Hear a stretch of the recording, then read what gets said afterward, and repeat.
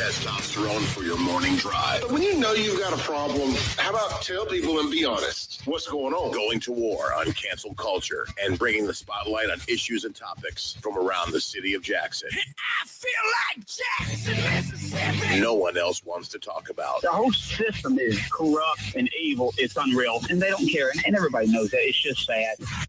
And fights for the soul of America. I'm going to need y'all to explain to me what a positive solution is, because you positive solutions only people have been in charge for a while now, and I'm not seeing too many positive solutions. You never met a motherfucker like me. Strap in, turn up the volume, and get ready, Jackson, for unfiltered, no sugar added talk radio. It's award-winning pod. Boom, shakalaka boom. You've tuned in to the free range human show of choice, your daily dose of reality radio. This is the Clay Edwards Show. I am, of course, Clay Edwards, coming at you live here in the Men's Health and Women's Wellness of Mississippi studios out on the plush compound of WYAB 103.9 FM here in Central Mississippi. We're streaming worldwide in stunning HD at Save JXN on YouTube, X, and Rumble this morning. Actually, we are not streaming on Rumble. I will fix that, but neither here nor there. We are on YouTube and X. Those are the big two platforms anyway. And we we have a special guest joining us out the box this morning due to a time zone difference. I was actually an hour behind. I thought we were going to do this in the 8 o'clock hour, but it is 8 o'clock in Jacksonville, Florida. We got Reverend Jordan Wells. Reverend, can you hear me? Yes, I can hear you. Great, man. Great. Yeah, I got your text and said, I'm ready. I said, oh, we're in different time zones. I didn't think about you being in the Eastern time zone. I was like, hey, that's fine either way. Well, it's rock and roll, baby. And we will make it work. So now that I got you here, we had I'm hoping that this turns into a weekly thing. I'm going to float that out there because I like to put good juju out in the air and kind of wheel things into existence a little bit. But it's so cool how I met you yesterday. And I'd seen your videos from Jubilee all week. People are sending them to me because that's just the circle I live in. But I text you after we got off the phone and booked this because I got to looking at your videos more. I said, oh, you're that guy. You were all in my inbox last week. You just and look, I'd actually was wanting to play a video or two before we got to going here so people could know who you were, but neither here nor there. They can find it. I shared them on my Facebook. But who is the lady? Well, let's introduce you first, man, because I got so much I want to talk to you about. But this is Reverend Jordan Wells. He's a reverend, obviously, at a church down in Jacksonville, Florida. He goes by the Black MAGA Preacher. I got that right? Is that what the title of Facebook and Instagram? Yeah. Tell people how a black dude in the South becomes the Black MAGA Preacher. Tell them a little bit about yourself. Well, one of the things that helped is probably because I'm not from the South. I'm from Indiana, so it's just a different culture. I started. I was a liberal when I voted for Obama. My first time was Democrat, and then in 2020, when I gave my life to Christ, I got my life to Christ about 2012, but I voted for Mitt Romney the second time because I couldn't get with some of the liberal things that the Democrats were pushing, gay marriage, some of those things. And so, man, after in 2020, I felt God put it on my heart to get involved in politics. I was just a regular preacher. I was a conservative preacher, but I was like a lot of my friends. I have a lot of friends that are conservative, secret in the closet, pastors that are black, but they won't tell their congregation because they know they'll lose people. Well, I've often wondered, we talk about this a lot on my show. I hate to step you off, but this is such a good point about the black preachers maybe kind of being secret Trump voters, is I've often wondered, how do you reconcile being a Democrat and a Christian at this point in society with all the things that the Democrats support anyway? Well, the first thing they do is they try to become one topic voter. So they'll erase all of that and they'll focus on, well, Trump has bad character, and they'll say, racism is one of the big things that they'll try to push. But I tell people all the time that even if all that was true, if you thought Republicans were all racist, right? Which I disagree with that. I don't believe that, and I've not experienced that. There are some, but most of them aren't. Most of them are good, God-fearing people who just want the best for their country. I mean, there's racist But even everywhere. if You you can find a believed all of the, what'd you say, sir? I said there's racist everywhere. You can find a racist in any group of any set, any ethnicity. I mean, there's racist everywhere. To your point, I agree is what I'm saying. I just Yeah. people make such And a so big I deal out mean, about that. I agree. Go ahead. I'm sorry, I didn't mean to step on you there. No, you're fine. So yeah, that's just it, man. And so they say, well, they're racist, and I tell people all the time, you don't vote based off uh personal. You vote based off policy, right? Because the policy is what you have to live under. You don't live under. You're never going to have Trump over for dinner, right? This is you live under the policies that your leaders set. And those are what affect our daily lives. And so the Democratic policies are destructive and dangerous. And that's why I'm a Republican. That's why I'm a conservative as a pastor. And so I call myself the Black MAGA Preacher because I believe that it's MAGA has been painted as this hate group or this racist thing when I believe it's a real movement to really the country to make America great again, not make America racist again like some of my black pastors think, but to make America prosperous and a nation that is respected all over the world.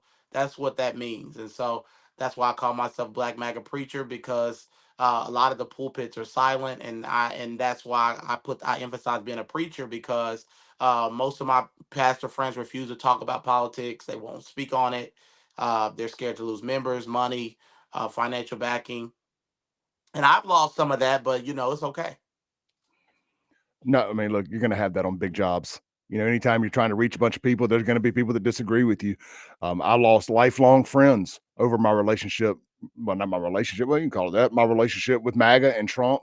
And the second Trump came down that golden escalator in 2015 with his wife by his side to announce his candidacy, and he dropped the bad hombres line or whatnot. They're not sending their best people over here, all that good stuff. And I saw a certain group of people, I saw their reaction, and I said, "That's my guy." Yeah. Because if they hate him, there's something good about him. And it's sad that we reached that boiling point in society where all I have to just look at, well, who do the Democrats like the least? Oh, well, then that guy checks off every box for me to vote for Yeah. because they don't like anything good. Not at all. They're poisonous. And I always tell people, and I've been talking about this, and so we've been going viral again because I've been talking about this. I believe there's a race issue in our country, and it's not the narrative. I believe there is a purposeful attack to make races hate each other. And I tell people all the time, even though I call out my community more than anybody, and look, I've called them out so much that I've been called Uncle Tom, a coon, and everything else, Sambo, whatever else name they've come up with for me. I betrayed my people. The white man has bought me. I mean, I can just go on and on. Um, but I will say this: that before 2020, I didn't talk about race as much. Most pastors didn't, and most of us didn't. Right?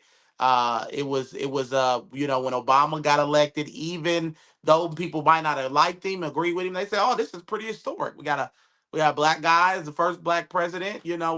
Even if you voted for Mitt Romney or voted for the other guy who was running the first time, you thought that, wow, this our nation has really crossed the bridge. Even if you were a white person, but something happened. Something happened in the eyes of the left when Trump started running for office. They said this is dangerous, Well, and in so my opinion, I thought it was because that they didn't. They had 8 years. They had the black president for 8 years, and they didn't think that there wouldn't be a next one. yeah, And there's like, well, we'll be okay with it being Hillary because, well, she's a woman and a Democrat, and yeah. that's another progressive step forward. And then it was Trump, and there was the backlash of 8 years of Obama politics and Obama policy and Democrat policy, and the rest of America got fed up with it. The rest of America got tired of overpaying for everything and high gas and all of that. And oh my God, you don't want this, you don't want another black or a Democrat, then you must be a racist. And I just always thought it was kind of ironic. They had 8 years to groom the next Obama, and the best they could come up with was Hillary and her hot sauce in her purse. Well, they thought she would get in because she was connected to Obama because he was the black hope of the Democratic Party. He was very charismatic. I mean, besides Trump, there was not another president more charismatic. And so, we all were caught up in the moment. But I always call Obama the great divider in chief. He started this division, right? He is the reason that we are here right now.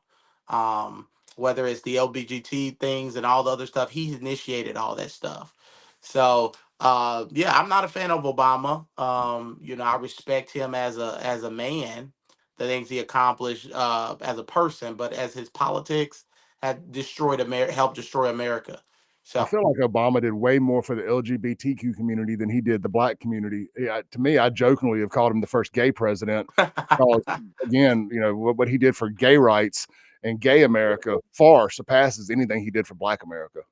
I tell black people that all the time, and they don't like it, but some of them are starting to come No, they around and don't. think it's true. Yeah. So, I talk about this a lot. I'm a Gen X. I'm 48. How old are you, Reverend? I'm 32. 32. So we got an age difference between us. What generation are you? A millennial? Yeah, I'm a millennial. Well, Gen X. So I grew up in the 90s, like my peak growing up. I was born in 77. I was a kid in the 80s. And I came to be who I am in the 90s, my teen and 20s. And that, to me, and you'll never convince me otherwise, that was up to about, ironically, 2008 was the best race relations in American history, at least in my lifetime. Yeah. And I mean, I grew up, when we say we didn't know color, we truly paid no attention to color. I had black friends, and I grew up in a majority black city. And so it was often that I was the minority in my friend circle. I stayed at their houses, they stayed at mine. We went to school together, we did everything together, no different than me and white people or whatever. And something happened, and I've jokingly said Trump came down that escalator and tore a hole in the space-time continuum in 2016, and it just sent everything to hell in a handbasket. But it wasn't that did it. It was the 8 years of Obama that did it. And the divider in chief, as you said, the Trayvon Martin, if I had a son, it would be Trayvon. And somehow or another, the guy that killed Trayvon became a white guy. And this Mexican dude became a white guy. I've still yet to figure that out. Somehow we're responsible for that too. We have to carry that load. But so that further divided America because it became about a race issue. And then the White House got involved in what I call local politics, and it all went to hell. And but somewhere along the line, it felt like Black Gen X, my group, the people I grew up with, decided that they were oppression starved or something. And it was like things were they were just going too good for them. Maybe they have an oppression fetish. I haven't figured it out. But they decided that they wanted to create racial tension in America over nothing. And then it became where we were highlighting all of these law enforcement interactions with black people going awry. And then everybody must be racist. And I don't know what happened, but we went from the best race relations to the worst in a rather short time, it feels like. I mean, did you see the same thing? I mean, you're younger, but I mean, if you voted in '08, you grew up enough to see that something happened.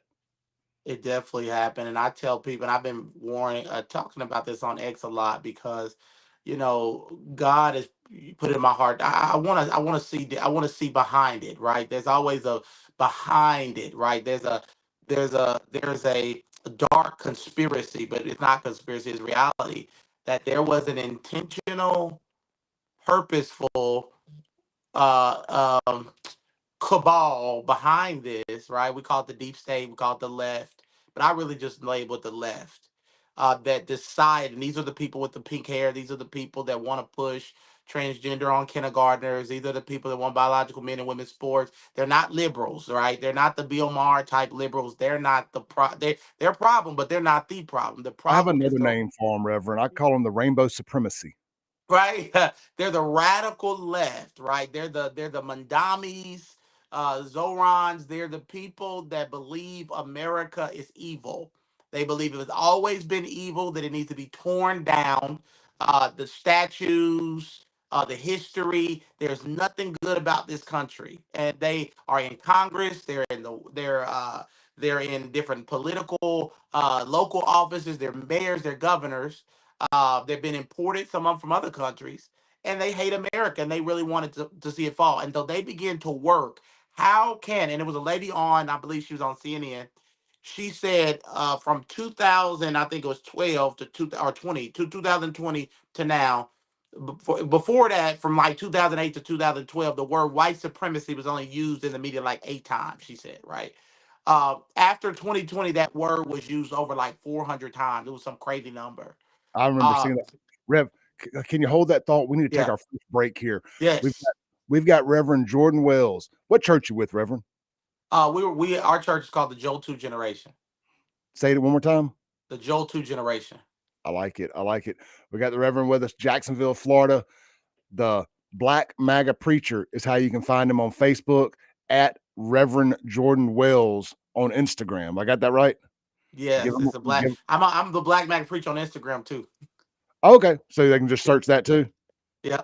Okay, great. Look, hang tight with us. We got another segment with the Reverend this morning. I want to pull up to the horrific incident that happened in Charlotte on the train, the backlash from MAGA, the lack of backlash or reaction from the media, and the Reverend made a post the other day, and it's like, here comes Clay out of nowhere, but he made a post saying that more white conservatives need to try to have conversations with Black America. And that's what we're doing this morning. I want him to touch on that as well. We'll be right back here on the Clay Edwards Show. Don't go anywhere. This is WYAB.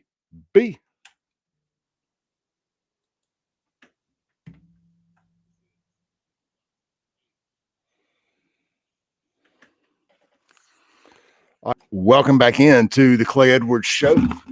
Here live from the Men's Health and Women's Wellness of Mississippi studios. Guys, don't forget, text Clay to 601-800-5130 for your free testosterone screening. And man, oh man, do we need some people to get out there and get their testosterone levels back right. America is just full of weak men, physically, mentally, emotionally, and more. And getting your testosterone levels can help with all of that. I am living proof of that. Did you know that only 0.5, that's right, 0.5, not 0.5, not 5%, 1/5% of American men can bench 225 one time? Only 1.5, 1/5 of a point, whatever I'm trying to say, not a lot of men can bench 225 pounds even once. Are you one of them? I bet you are. But just in case you're not, text Clay to 601-800-5130. Get your testosterone on, dog. Men's Health of Mississippi. Reverend, I bet you don't have low testosterone. No, I take a lot of those type of pills you take. That you advertise. I do the weekly injections, but I'm gonna tell you what, it works. It's been a 3-year change emotionally, mentally, physically, everything. When you get up there in your mid-30s or so and you hadn't had your testosterone levels checked, man, I tell you what, it is a game changer. It's like death by 1,000 paper cuts, because your testosterone levels don't just dip to below normal overnight. It happens over a few years, and with these terrible American diets that we're on, because they're trying to make us fat and lazy and weak. Yeah. And it's that it ain't no accident. We talked about some of the other stuff not being an accident. What they've done to the American male, making us weak cucks, is no accident at all. It was 100% by design, with these processed foods and testosterone inhibitors and all of this stuff, testosterone blockers. And I mean, they're literally doing it as, I think it's called chemical castration, is basically what it is. They're just doing it through a slower method by attacking our testosterone levels at the dinner table and everywhere else. So you can fight back. They hadn't outlawed it yet. While they haven't, take advantage of it. It's something I'm passionate about. When they wanted to come on as a sponsor, I was like, bring it, because I get paid to talk about something I'm already talking about. Right. Sign me up. Sign me up. Look, man, we got Reverend Jordan Wells here. He's known as the Black MAGA Preacher. I love that he wears it. I love that he's not afraid to say the word black. We're not afraid to use the word black, white, whatever on this show either. And it's why so many people love us and hate us. And I'm sure you've experienced the same thing from people on your side. Let me ask you this, because I get a lot of racist stuff from the black side, that doesn't like me using the word black. Do you get it? Have you noticed that white liberals feel like that they can call you anything they want because you're a MAGA supporter? They can call you the N word. They can be as racist. I mean, Ku Klux Klan levels of racist towards you because you're a Trump supporter. Of Like, course, yeah. I've I just feel like experienced the all most type racist of people in the racism world from the left. is a white liberal talking to a black conservative. Yeah, that's what they did during Black Lives Matter. They were yelling in black officers' faces, throwing feces on them, and throwing urine, spit in their face. Apparently, your life only matters if you're a black Democrat, a liberal. So that's why I always tell people it. And I preach this, and I think I have a book coming out on it. This is not a battle between just race. This is a ideology that has destroyed countries. Right. This same ideology was done in China, the Cultural Revolution when Mao. This is Marxism. This is what this is, right? It's a put the races against each other, preach racial hatred. It's an ideology, and while we're fighting. We should call each other out, not call black people out, and we should call it out. We need to also understand that this is purposeful. It's the reason why no Democrat has said anything about this woman that was killed on this train. I've been saying this. I haven't heard one major Democrat leader, one Democrat governor. They can attack Trump about everything else, but I haven't heard anybody on the Democrat side really, except maybe the Democrat leadership in Charlotte. I haven't heard any major voice speak up and condemn this murder as And evil. all they said about it was talking about him being unhoused and them having a mental health crisis. I'm done with this mental health nonsense. When the most recent trans terrorist killed those kids praying in school a couple of weeks ago, I got on this radio show the next day and I didn't even stream to Facebook or YouTube. I only did it to Rumble because I knew I would have got kicked off by the end of the show. But I said, I'm done. This is not a mental health thing anymore. They're creating evil in a lab, and that's what this is. These people, they're loading them up on SSRIs and all of these other things. They're chemically castrating them with these hormone blockers, whether it's the trans people and on that end of it, or it's these mentally ill people in low-income communities, urban communities, that they got loaded up on all these crazy prescription medications. I don't even know what the hell they all are. It's not mental health. There's a difference in mentally ill and evil. These people are evil, evil. And I think that's what the problem. I have a lot of problems with the left, but one of the biggest problems I have with the left is their refusal to accept. But when you have people, most of the people that I know that are conservatives are faith people, right? They people that they go to church on Sundays, right? And those people believe in evil, right? They believe that there's good and they believe there's evil. But when you have people on the left, the agnostic, the atheist, they hate God, right? They hate faith. They don't believe there's evil, right? Because they believe that there's no such thing as truth. There's no such thing as right and wrong. Your way might not be my way. That's why they can push little kids who can't even make decisions to get the sex change. I mean, you're a I would just put a story in California. They were trying to do sex change on kindergartners. They were trying to tell kindergartners they can choose their gender. I have a kid that just came out of kindergarten. They don't even understand. They don't understand they don't even know. Reverend, that's why I got on here on that same day and I did a major rant about that. I said, talking about Democrats again. And I hate to constantly like Democrats, but it's the Democrats that are Yeah. doing this. And again, how can you be a Christian and be about, because they were talking about the kids. Oh, it's about the kids. Y'all don't care about the kids. You want to use this as an excuse to push an agenda. This ain't Yep. about the kids. Y'all kill kids on the regular with abortions. I mean, y'all have protests. Y'all rally in the streets to be able to kill kids. And then the chemical castrations, the sex changes, all these weird Dr. Mengele or whatever, the guy from the Nazis that did all the experiments on people. That's what the Democrats doing. That's what these trans doctors are, in my opinion. And they ain't conservatives. How can you be a Christian and be about this and support this? You can't compartmentalize those things. They are one and the same. It's evil. It's very evil, and that's why why I tell people on both sides, I say, we can see race without seeing race, right? Because what right now the Democrats are in a race narrative, right? You got the Jasmine Crockett's of the world going on talking about white supremacy, and that's why they're platforming people like her, right? Because they want that hate out, because they can't keep power in the black communities if they don't create anger and emotion. Because I'll say this about black people: they are not led by facts; they're led by emotion, right? And if you can speak enough, white supremacy is a trigger word for black people, right?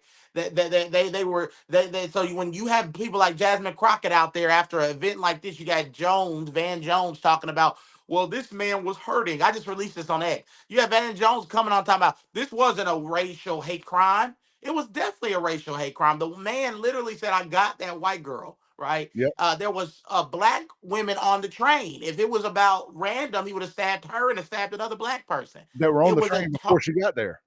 yeah, it was a targeted assault from a man that probably was crazy.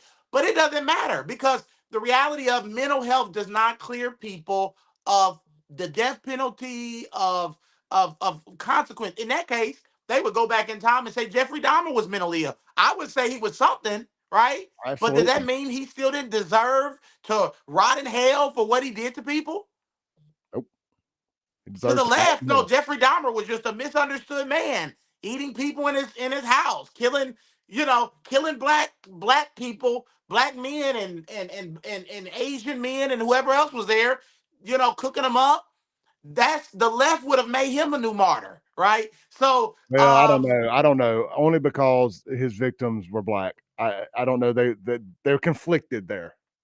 yeah, they don't know, and so we got to stop this victimization of like the what about the criminal, right? Like we got to get back to the criminal is evil. They were when the trans thing happened, I did a video on it for Blexic, and they were on there, and they were some of the people were saying the mom came out. Can you respect his pronouns, right? And then you had MSNBC or one of them saying, we need to respect his pronoun. This man just went into a school with kids that are praying to God. He wrote a manifesto. He hated Jewish people, he hated Christians, and he hated the president. He purposely did it, and he said he rejected hormone blockers. He hated the idea that he had transitioned at a young age. And Those all you can do, Reverend, is think the media reaction, just like with this deal in Charlotte. If that manifesto had been anti-liberal, it would be the biggest story. And then the audacity of the LGBTQ, the rainbow supremacists, to sit there and protest JD Vance a couple of days later, flying that same trans flag of the person. That, to me, that was no difference than the Nazis killing somebody and then neo-Nazis going and protesting with their flags on the same scene the next day. But crickets from the media. Rev, I know we said 2 segments. Do you have time for another one? Yeah, we can do one more. Let's do another segment, because I really do want to hit the topic about blacks and whites needing to get together and talk that you touched on social media. I think it's important for my listeners to hear. We'll be right back with Reverend Jordan Wells. The Black MAGA Preacher is how you can find him on Instagram and Facebook. How do they find you on X?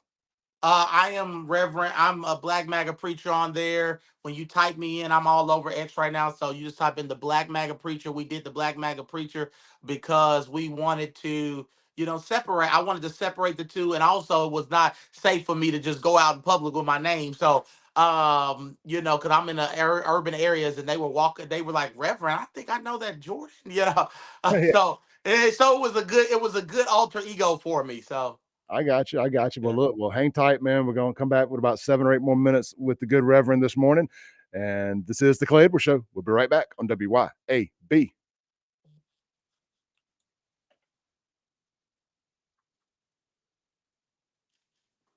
Show. Welcome back in to the Clay Edwards Show here live on 103.9 FM WYAB from the Men's Health and Women's Wellness of Mississippi studios. This segment brought to you by our friends over at Lakeland Glass and Tint. Check them out today at lakelandglassandtint.com for all of your home, car, and business window tinting needs. And also, they can turn your vehicle into a rolling billboard. That's right.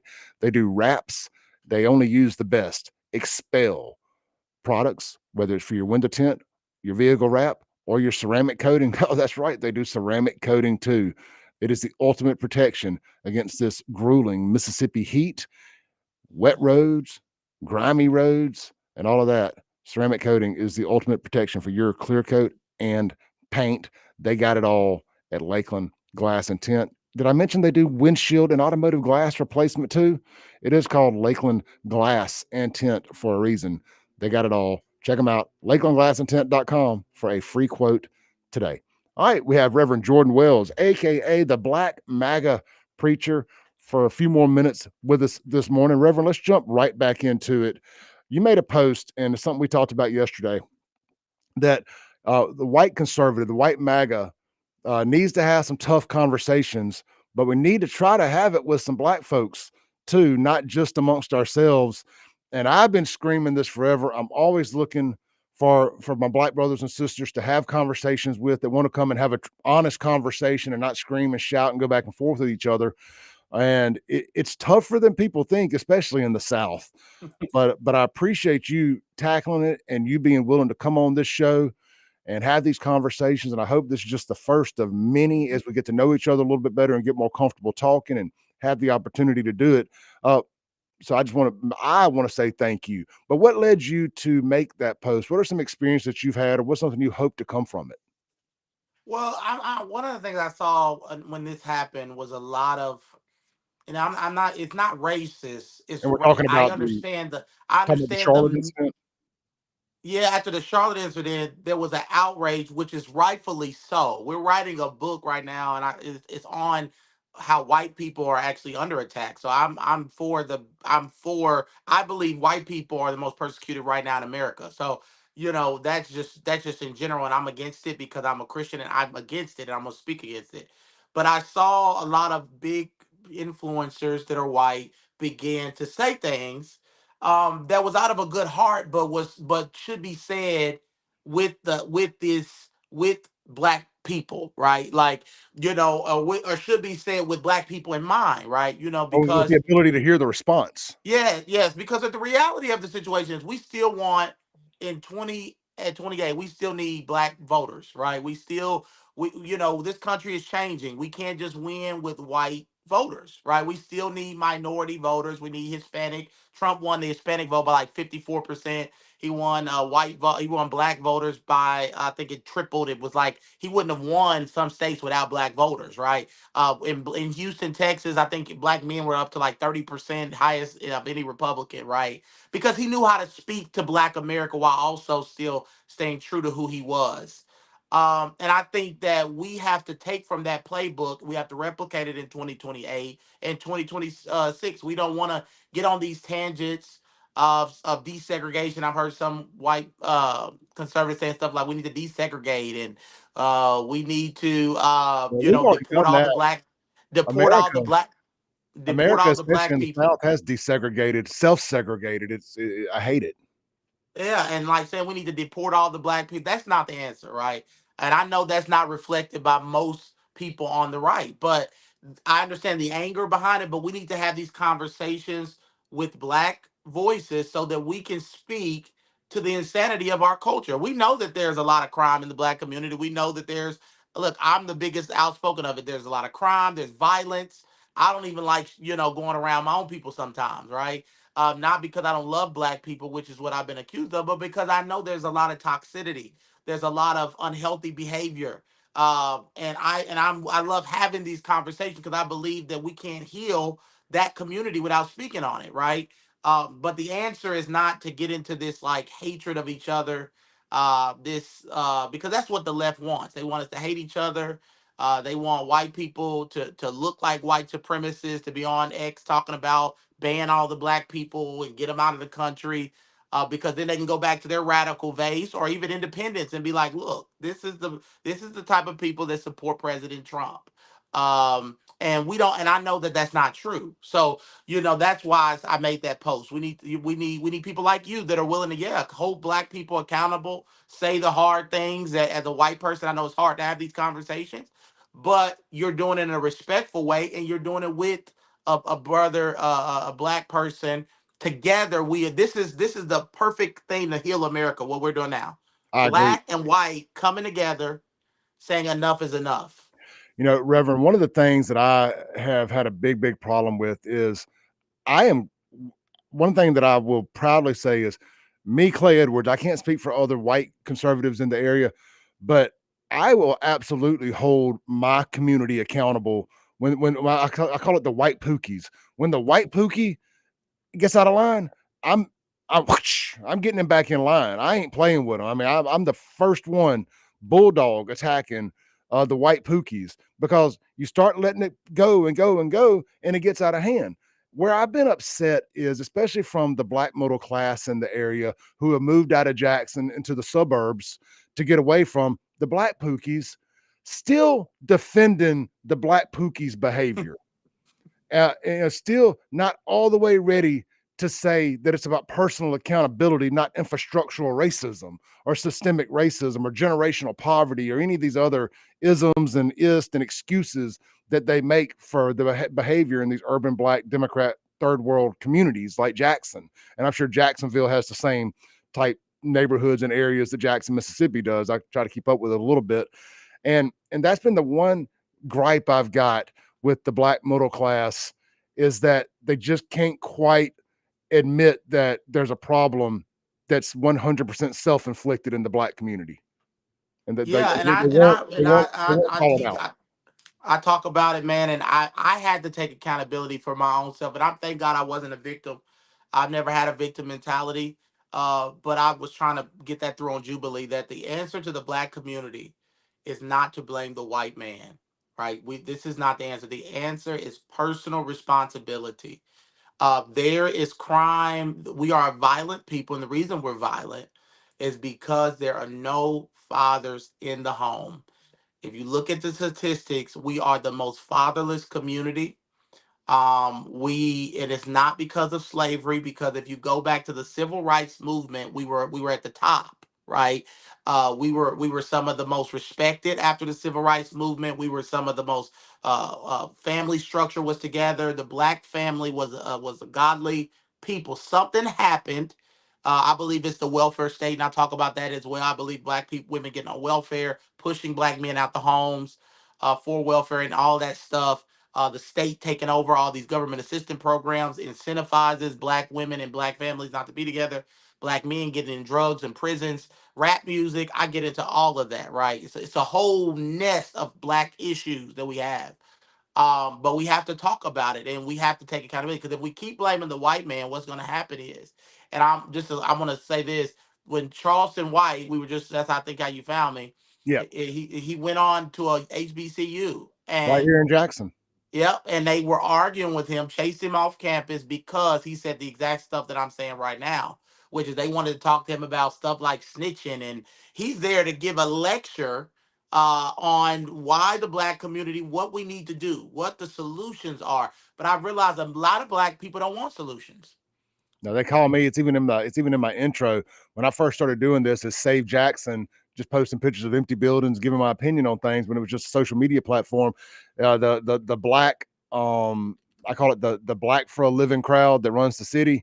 I Yeah. said, no, positive solutions only. If you ain't got a positive solution, keep your mouth shut. Well, I have solutions. You don't like them because it requires accountability. Reverend, we got to take our last break, brother. I appreciate you. I hope this is the first of many, many times that we get to do this. This went great. I'm just getting fired up. I could talk a whole nother hour with you. I know you got to go. Thank you so much for taking the time. One more time, tell people how to find you across social. We're Reverend Jordan Wells. We're on, but we'll go by the Black MAGA Preacher. You'll see a little icon, a little logo, black guy with Black MAGA Preacher around it on Instagram. We're on X. We're on YouTube. We're on X. We're on Facebook. It's Black MAGA Preacher on Facebook. So just go find us. We hope to be back on, and thank you for having us on. Yeah, we'll get this clipped up, shared everywhere, and make sure that it is easy to find. Reverend, thank you so much, brother. Have a great day. Appreciate you. God bless. All right, peace out. All right, guys, I'll be right back.